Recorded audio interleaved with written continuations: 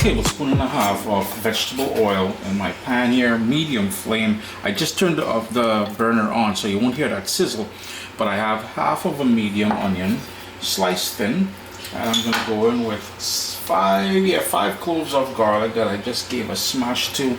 Just going to move that around, and I just want the temperature to come up together with everything in there.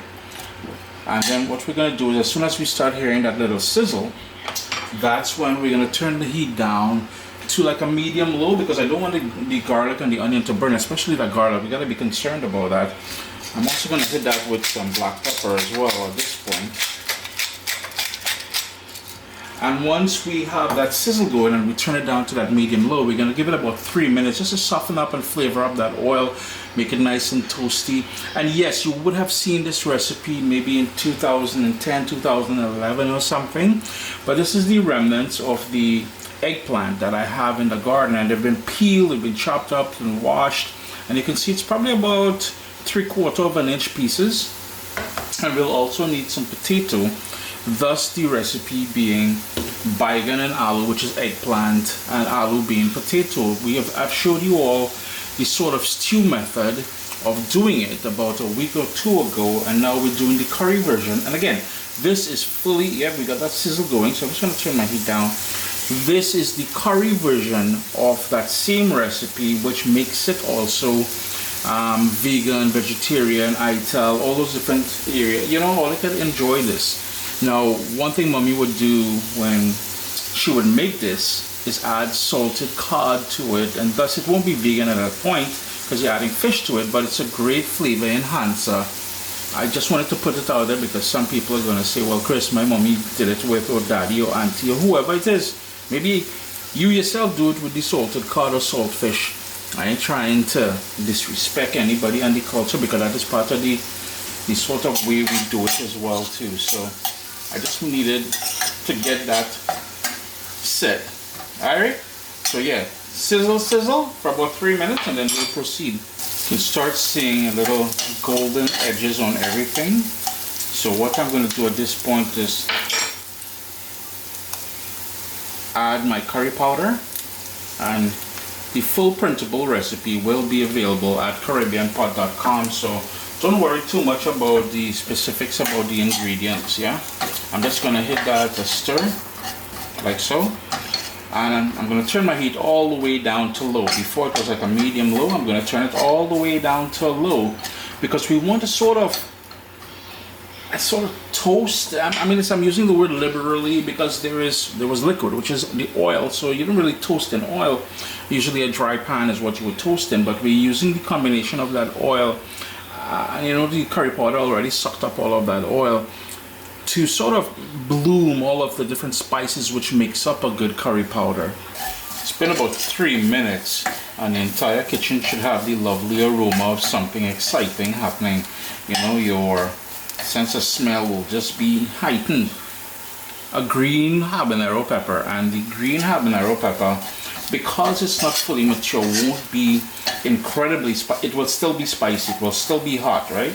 And this is what it would look like. I removed the stem on this one of these tiny little guys, and I find that the flavor profile on a green habanero scotch bonnet, or as a matter of fact any spicy pepper, the sort of green version tends to have a different flavor profile while giving you a bit of heat at the same time. So I'm just going to give that 1 more minute, and then we're going to add the potato to the pot, and the water from washing the potato. And the potato, 3 medium potatoes, but again the recipe will be available at caribbeanpot.com. 3 medium potatoes, sliced thin, maybe about 1/4 of an inch or less, maybe 1/8 of an inch. The water from that will help to deglaze the bottom of the pot here. Funny how lighting works. By adding a lightly colored, which is the potato element, to the pot, the camera automatically reset itself and went into a darker mode. But anyhow, you saw what I went in there with the potato, and the liquid, as I mentioned, from washing them, is helping to deglaze the bottom of the pot here. I'll also add 2 tablespoons of water in there at the same time, just to help scrape up that lovely fond on the bottom there. Just gonna bring that back up to a sort of a sizzle, and then we're gonna go in with salt, a bit of anchor masala, totally optional, or if you want to add some ground roasted jeera, which is cumin, it's totally up to you. But we also have the eggplant to go in there. Then we're gonna slap that lid on, let the steam do its thing.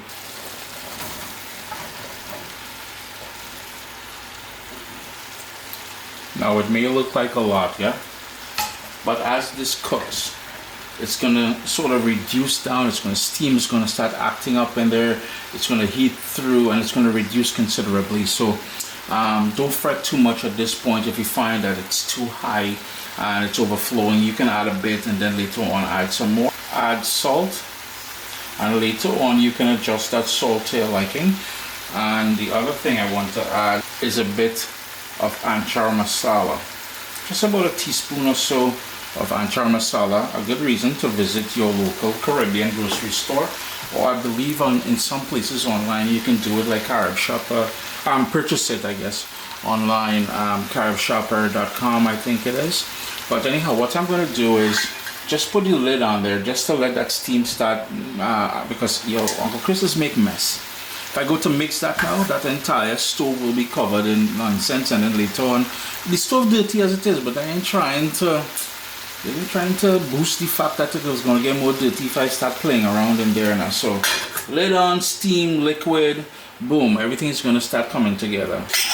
Being very gentle, I am stirring it now. It's been a couple minutes with the lid on, and you can see it's already starting to wilt down, reduce down, let out a lot of liquid, because eggplant can be a bit watery. Well, when I say watery, I mean it will have a lot of moisture in there, so it will let out a lot of liquid, and that is the liquid that we're going to use to fully cook everything.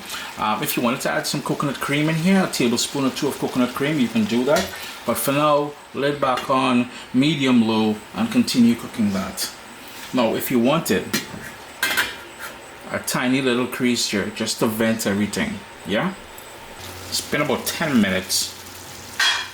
Just gonna hit that with a stir, and it's starting to stick on the bottom there. The potato is starting to break down, and you notice the eggplant is starting to become more of a paste. And that is one of the things you've got to keep in mind when making this, is that, and we've been through this, because people tend to get a bit rude and out of place sometimes.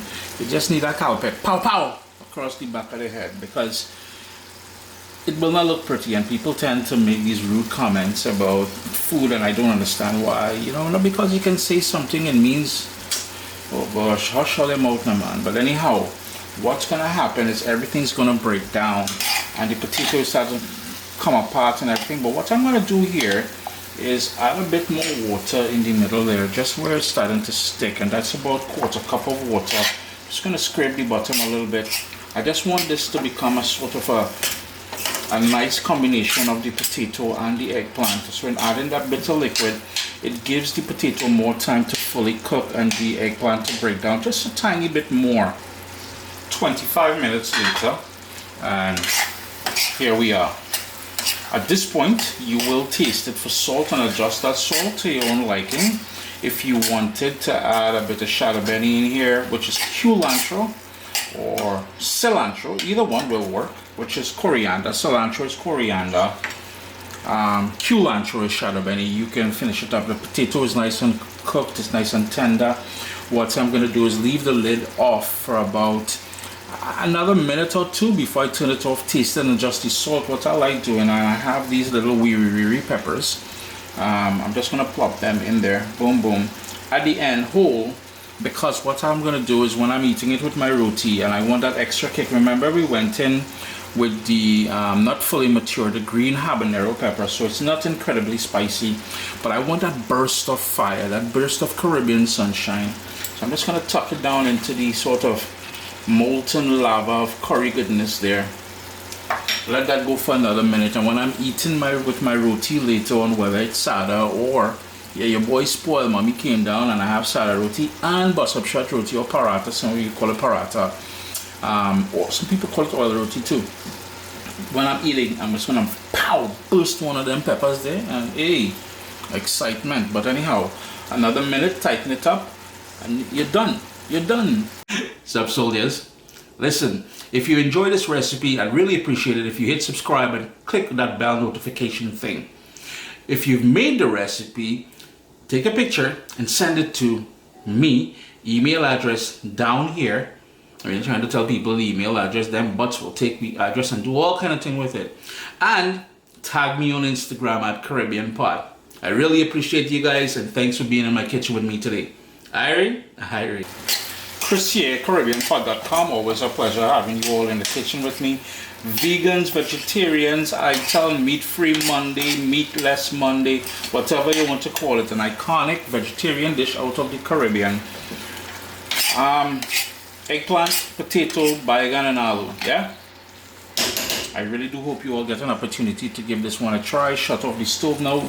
Again, make sure that salt is to your liking. That baigan or eggplant will have a sweetness, a smokiness to it, and it's an incredible curry dish.